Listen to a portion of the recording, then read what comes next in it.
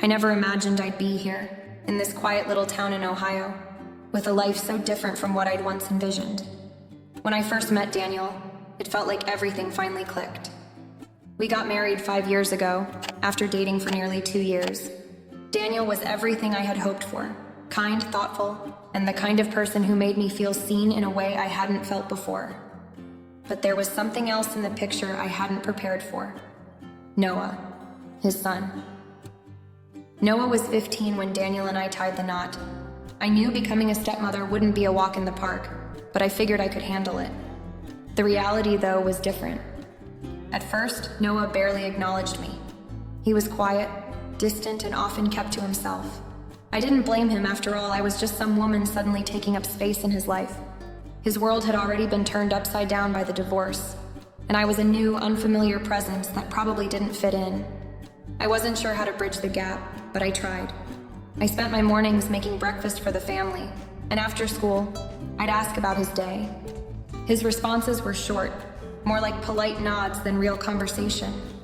When Daniel wasn't home, I'd sometimes try to help Noah with his homework, though he often declined my offer. His walls were high, and I was just one more person he had to tolerate. Still, I told myself I couldn't give up. I knew what I was getting into when I agreed to be a part of this family. Daniel had warned me that Noah had been through a lot already, and I understood that. So, I didn't force anything, but I kept trying, hoping that somehow over time Noah would warm up to me. Our life together wasn't bad. It wasn't perfect, but we managed. We went on family trips, and I'd cook dinner, which Daniel always seemed to appreciate. But Noah, though polite, remained a shadow in the corner. I couldn't help but wonder if he'd ever really accept me. As months passed, I learned to navigate the distance between us. I wasn't trying to replace his mother. I knew that wasn't my role. But I did want him to see me as someone who cared, who wanted the best for him. The thing about being a stepmother, I learned, is that you don't get the same unconditional love that comes with being a biological mother. It's a different kind of bond, one that takes time to build and that often doesn't come with the same ease. I understood that, but still, there were moments when I longed for more. Longed for him to look at me and feel even a fraction of the love he had for his dad. Maybe that's asking too much. Maybe that was always going to be the reality of it. Then something started to change, and I'm not sure when exactly it happened. It wasn't overnight, but it was noticeable. Noah started letting me in, just a little at first. He began talking more, not about anything deep, but small things. How his day at school had gone, how his friends were doing, what he thought of his latest basketball game. I found myself excited by these conversations. It felt like progress, like maybe he was finally beginning to see me, to accept me. It was a step, albeit small, but one I'd been waiting for. And I could tell Daniel noticed it too. He'd say things like, "Noah's been talking more to you lately." At first, I'd smile and brush it off, but I knew it was a good sign. It felt like we were moving forward, even if it was just a little bit at a time. Still, there was something else in Noah's behavior that I couldn't shake. Something that started to feel like more than just teenage growing pains. It was subtle at first, but over time, I began to notice it more. The way Noah started lingering in the living room after dinner, sitting beside me, or offering to help with small things around the house. Little gestures that felt like he was trying to get closer to me. I wasn't sure how to respond. He seemed to want my attention more, and while I wanted to be a supportive stepmother, I couldn't help but feel a bit uncomfortable. His actions didn't seem entirely innocent, though I didn't want to jump to conclusions. It was just a nagging feeling in the back of my mind, something I couldn't quite put my finger on, but I shrugged it off. He was just a teenager after all, navigating a complicated world. At least that's what I told myself. Yet deep down, I felt that something was shifting in our dynamic, something I wasn't fully prepared for. As weeks passed, I noticed a small change in Noah. It started with little things, like him sitting next to me on the couch during family movie nights instead of retreating to his room, or occasionally joining me in the kitchen when I was making dinner. At first, I thought it was just him becoming more comfortable with me, which of course I welcomed. I had always hoped he'd feel like he could talk to me, and it seemed like maybe, just maybe, we were starting to break through that wall of silence. One afternoon, after school, Noah came into the kitchen where I was chopping vegetables for dinner and sat down at the counter. He was quiet at first, but then he just started talking. It wasn't anything special, just small talk about his day. He told me about his math class, how he thought his teacher was unfairly grading his homework, and how his best friend, Jake, had been getting into trouble lately. I listened, nodding, offering advice where I could, just as any stepmother would. The more he talked, the more I felt a sense of connection that I hadn't expected. There was something almost raw in the way he spoke, like he was finally allowing himself to be seen. For the first time, it felt like Noah wasn't just tolerating me. He was allowing me to be a part of his life, in a way I'd always wanted. But then, just as quickly as the conversation started, it ended. Noah stood up and went back to his room, leaving me alone in the kitchen with a mix of emotions. I felt happy, of course, that he had opened up, but there was also a lingering feeling I couldn't shake. It was like there was more beneath the surface, something he wasn't telling me, something he wasn't ready to share. The next few days brought more of these small moments. He'd talk to me about his friends, about how he was starting to get interested in cars, about a girl at school he thought was cute. He seemed more open, more comfortable in his own skin when I was around, but I couldn't ignore the undercurrent of tension that I could feel in the way he looked at me sometimes. It wasn't obvious, not at first, but there was a softness in his eyes that made me feel both seen and uncomfortable. Noah was becoming more open, but I couldn't help but wonder if there was something else going on beneath the surface. I wasn't sure if I was imagining it or if my instincts were just playing tricks on me, but his behavior was starting to feel more intense, more deliberate. Every now and then, he'd look at me in a way that made my stomach twist, and I couldn't shake the feeling that things were slowly shifting in a direction I wasn't ready for. Still, I pushed those thoughts away. After all, he was just a teenage boy, right? Maybe this was just part of the growing pains he had to go through. But I couldn't ignore the nagging feeling that the distance between us, the walls I had worked so hard to respect and maintain, were starting to blur in ways that I couldn't control. It started slowly at first, like a quiet ripple, something that felt insignificant at the time, but gradually built into something that couldn't be ignored. Noah began spending more time around the house, especially when I was home. It wasn't just the usual teenage need for a snack or to be left alone in his room. This felt different. He'd hang out in the living room long after his video games had finished, just sitting there, watching me, as if he was waiting for something. I'd be in the kitchen preparing dinner, lost in thought when I'd turn around to find him standing there, just a little too close for comfort. His presence was almost suffocating at times. He wasn't saying anything, just standing there, watching me. It was as though he wanted to be near, but didn't know how to express it. At first, I chalked it up to him being a teenager. Maybe he was just bored or needed someone to talk to. But the longer this went on, the more I began to wonder if there was something else behind it. It wasn't just his physical presence that changed. It was the way he acted. He'd linger around the house more often than before, but now he'd start making excuses to help. Need help with the dishes? He'd ask, and I'd tell him no, but he'd insist, hovering around, doing half the work but wanting to be near me. At first, I thought it was sweet. Maybe he just wanted to be helpful. But something about his attention started to feel wrong. It wasn't just about helping anymore. It felt like he was trying to make an impression on me, to show me something, as though he was trying to prove that he could be the son I needed. And the more he did it, the more unsettling it became. His presence was no longer comforting. It felt like he was watching me in a way that made my skin crawl, a kind of intensity that I hadn't experienced before from him. Then, there were the compliments. I remember the first time Noah said something that really made me stop in my tracks. "You look nice today, Emma," he'd said, his voice casual, but with a note of sincerity that felt out of place. I didn't think much of it at first. I told myself he was just trying to be kind, but then it happened again. And again. Each time it felt more and more like he was trying to get a reaction from me, trying to gauge how I'd respond. "You're so beautiful," he'd say, and there was a softness in his tone that lingered just a moment too long.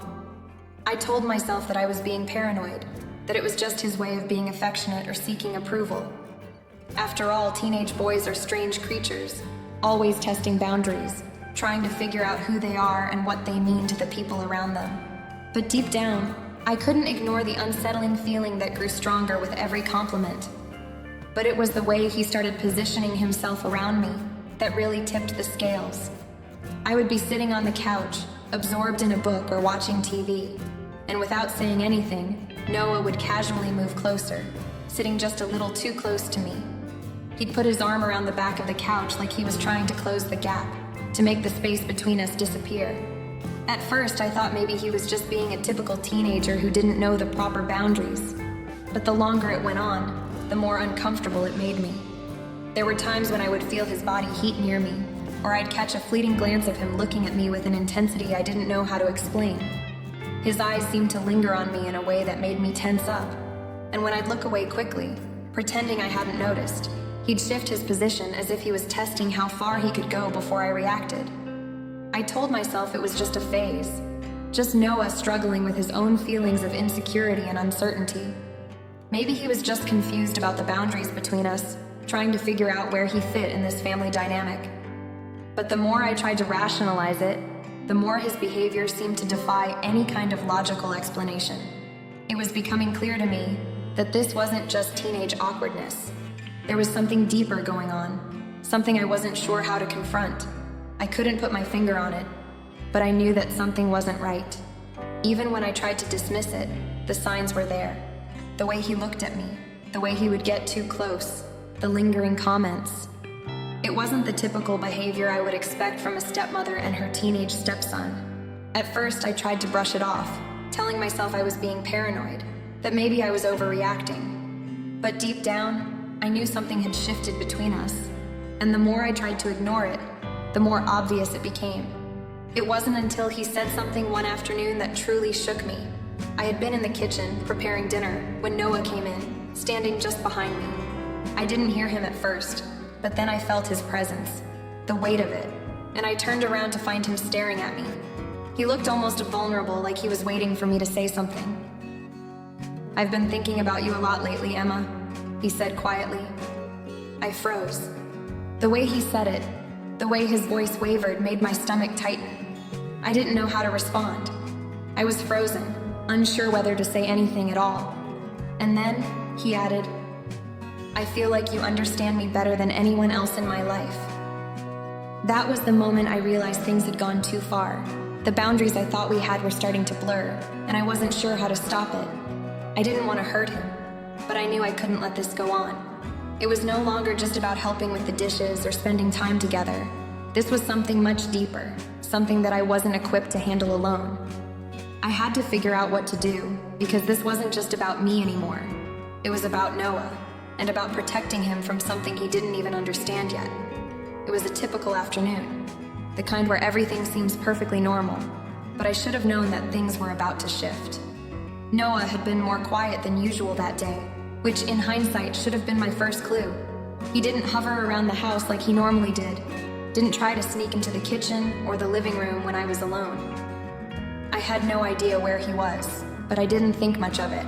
That is, until he walked into the living room just as I was finishing up some paperwork for work. He sat down on the couch next to me without asking, which wasn't unusual. He had been doing that more often, but I had learned to ignore it, to just focus on whatever I was doing. But today, there was a strange heaviness in the air. Noah didn't turn on the TV or pull out his phone like he usually did. Instead, he sat there staring at me, his face unreadable. I could feel my heart rate pick up, my palms starting to sweat just a little. The atmosphere in the room was different, tense, like something was hanging between us, waiting to be said. I tried to stay calm, focusing on my work, but the silence between us was becoming unbearable. That's when he said it.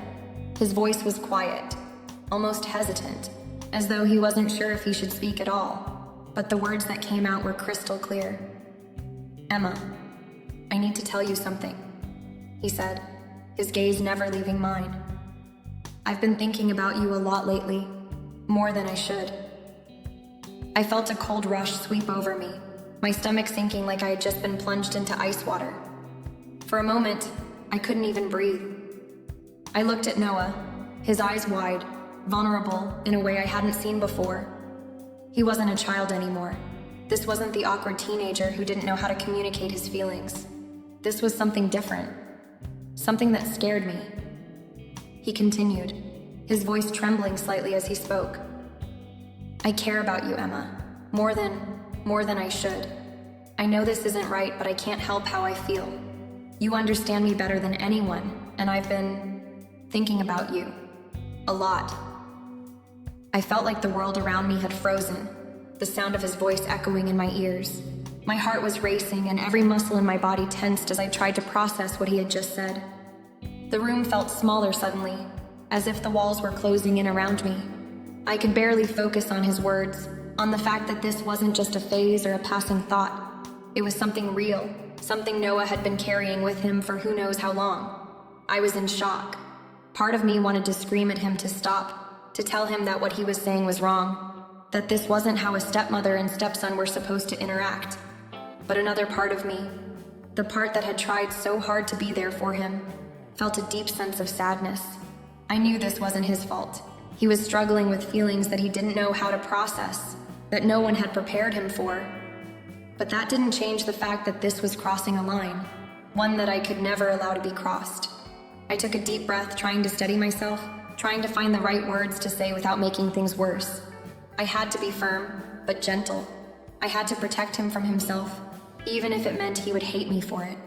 Noah, I said, my voice shaking slightly as I forced myself to meet his eyes.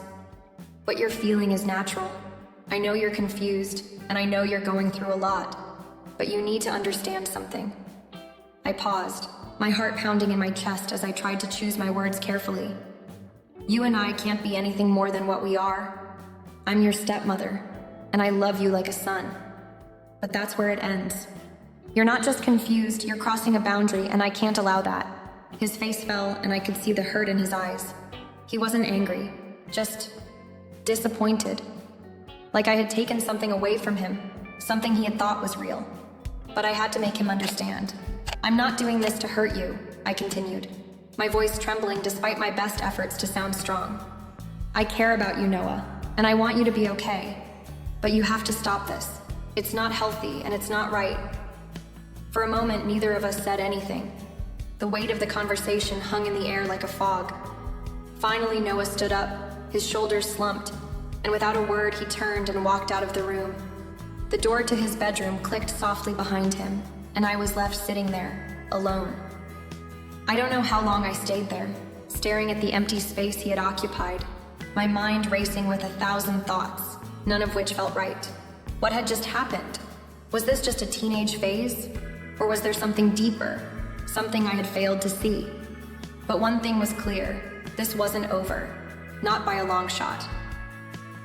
The house felt empty after Noah left the room, and for a moment, I wasn't sure whether I should feel relieved or sick to my stomach. I stood up, walking slowly to the kitchen, trying to put some space between myself and the weight of what had just happened. I kept replaying every word Noah had said, every look he'd given me. I've been thinking about you more than I should. Those words haunted me. I knew this wasn't a simple misunderstanding, and that was what terrified me. How had things gotten to this point? When had it become so complicated? I had always thought I was doing my best for Noah. I had tried to be a good stepmother, offering support without overstepping, being a friendly presence in his life. Yet it felt like everything I had done had somehow led to this moment, this crisis. I sat down at the kitchen table, my head in my hands, my mind spinning. Was I the one to blame for this? I had tried to stay emotionally open with Noah, to offer him understanding. But maybe I had misread everything. Maybe I had been too kind, too available. Maybe, just maybe, I had unintentionally crossed a boundary I didn't even know was there. I tried to convince myself that what Noah was feeling wasn't my fault, that this was just something he was going through in his teenage years, some phase that would pass. But deep down, I knew that this wasn't just a phase. This was something much deeper. His feelings for me weren't just about me. They were about his own confusion, his lack of guidance, his struggles with growing up. It hurt to even think about it. I loved Noah, but not in the way he needed, not in the way he hoped. I was a mother figure to him, nothing more. And now I was in a position where I had to somehow manage the emotions of a teenager who had developed feelings for me that I couldn't reciprocate. I had to set boundaries for him, but I also had to do it in a way that didn't break him. The last thing I wanted to do was hurt him, but I couldn't just pretend this wasn't happening. I had to protect him from this destructive path he was headed down. I spent the next several hours pacing the house, feeling trapped in my own thoughts. The worst part was the guilt. Was there something I could have done differently? Could I have noticed the signs earlier? Was I too close to him at times? I wasn't sure what to think anymore. Every part of me wanted to fix it, to go back to a time when things were simple. But I couldn't. This wasn't something that could just be undone. And then there was Daniel. I had promised him I would be a supportive partner and a good stepmother to Noah. Yet here I was, faced with the fallout of something I wasn't sure how to handle. How was I supposed to tell him about this? How could I explain what had just happened without feeling like I was betraying his trust? The longer I sat with my thoughts, the more overwhelmed I became. There was no easy way to approach this. I had to deal with this, but I didn't know how. It was clear to me now that Noah was struggling with his own emotions, and I had to help him through this. But at the same time, I had to protect myself, protect our family. This was a delicate balance that I wasn't sure I could manage on my own. I looked at the clock, realizing it was getting late. Noah hadn't come out of his room since the conversation, and I knew he was probably replaying everything in his mind just as I had been. I wanted to go up to his room, to talk to him, to try and fix things, but I knew that wasn't the answer. I needed to talk to Daniel first. I needed his support. But that meant I would have to tell him everything. I would have to be honest about the discomfort, the awkwardness, the tension that had built up. I would have to tell him that his son had developed feelings for me. How was I supposed to explain that to him without making everything worse? I couldn't put it off any longer. This was bigger than just me. It was bigger than Noah. It was about our entire family, and I had to find a way to make it right. The next day, I woke up to a knock on my bedroom door. I hadn't slept well, and the night's conversation was still heavy on my mind. I opened the door to find Noah standing there, looking more nervous than I had ever seen him. His face was pale, his eyes downcast, and his hands were trembling slightly. "I'm sorry, Emma," he said quietly, almost as though he was unsure of how to begin.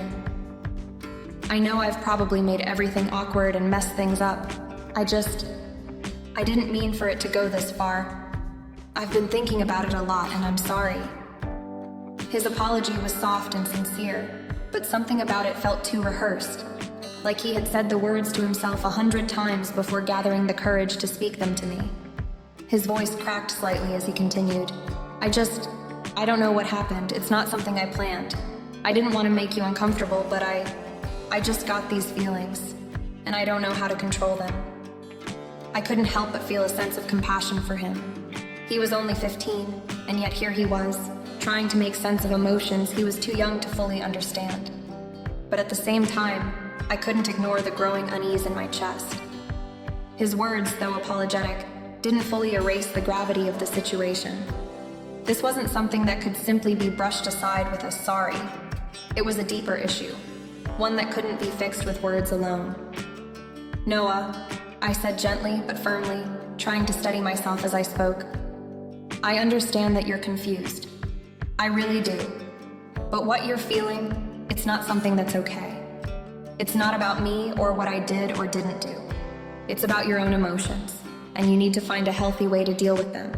I care about you, but I'm not the right person to help you through this. I'm your stepmother, and that's where our relationship needs to stay. That's what's important. You need to understand that." He nodded slowly, but there was a look of sadness in his eyes that made my heart ache. "I didn't mean to hurt you, Emma," he said softly, his voice breaking. "I didn't mean to make you feel uncomfortable. I thought maybe you'd understand me better than anyone, but I see now that was wrong." The guilt in his voice made it hard to stay completely resolute. I had to fight the urge to pull him into a hug and tell him everything would be okay, but I knew that wouldn't help. Not this time. It wasn't just about comforting him. It was about setting boundaries, clear and strong ones, that couldn't be crossed. I took a deep breath, trying to find the right words.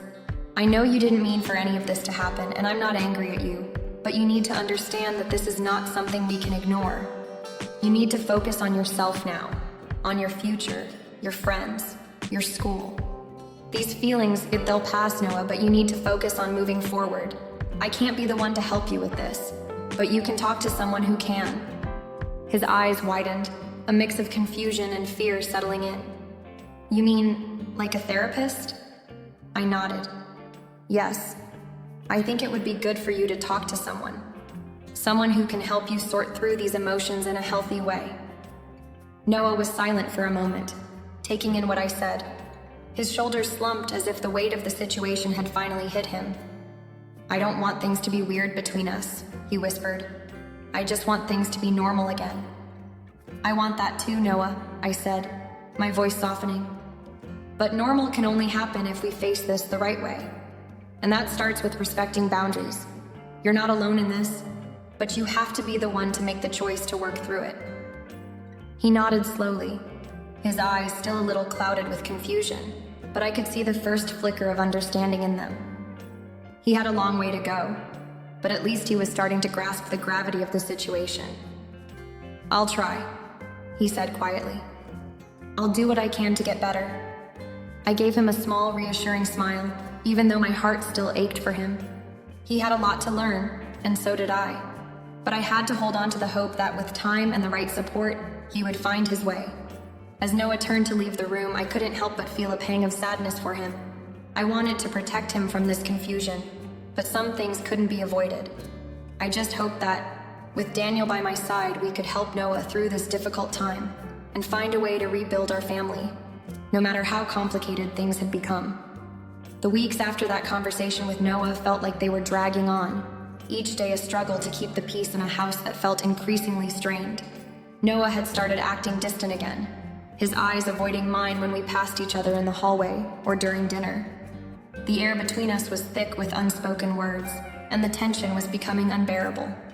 I couldn't pretend anymore that everything was fine. The weight of what had happened was eating away at me, gnawing at my thoughts every single day. I knew I had to talk to Daniel. I had to be honest with him, even though I was terrified of how he would react. I loved him so much.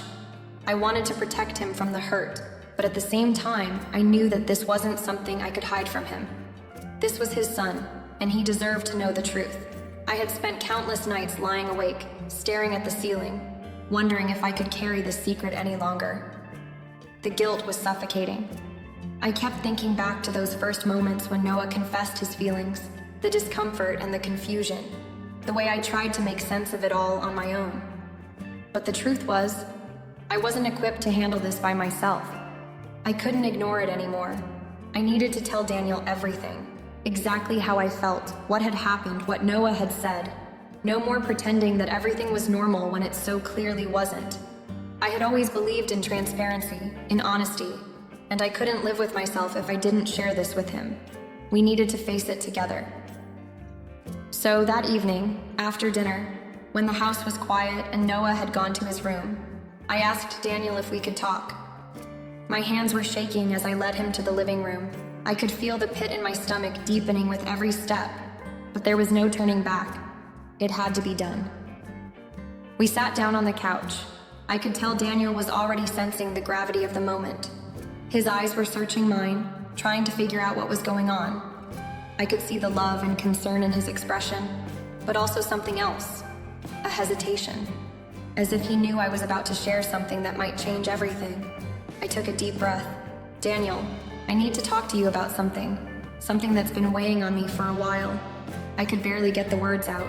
My throat felt tight, like the very air was thick with the weight of what I was about to say. But I couldn't delay it any longer. He needed to hear this. He reached out and squeezed my hand, a silent gesture of encouragement. It helped steady me, even though my heart was racing. "What is it, Emma?" he asked softly, his voice full of concern. I closed my eyes for a moment, gathering my courage. "It's about Noah," I began, my voice barely a whisper. "A couple of weeks ago, he told me something that really shocked me. He admitted that he had feelings for me, and not just like a stepmother should, but deeper feelings. And I didn't know how to handle it at first. I didn't want to make it worse, but I couldn't keep it from you anymore. It's been eating away at me, and I feel like I need to be honest with you." There, I said it. The words were out, and I could feel the room shift. I looked at Daniel, searching for his reaction. His face was unreadable, his eyes fixed on me, processing what I had just shared.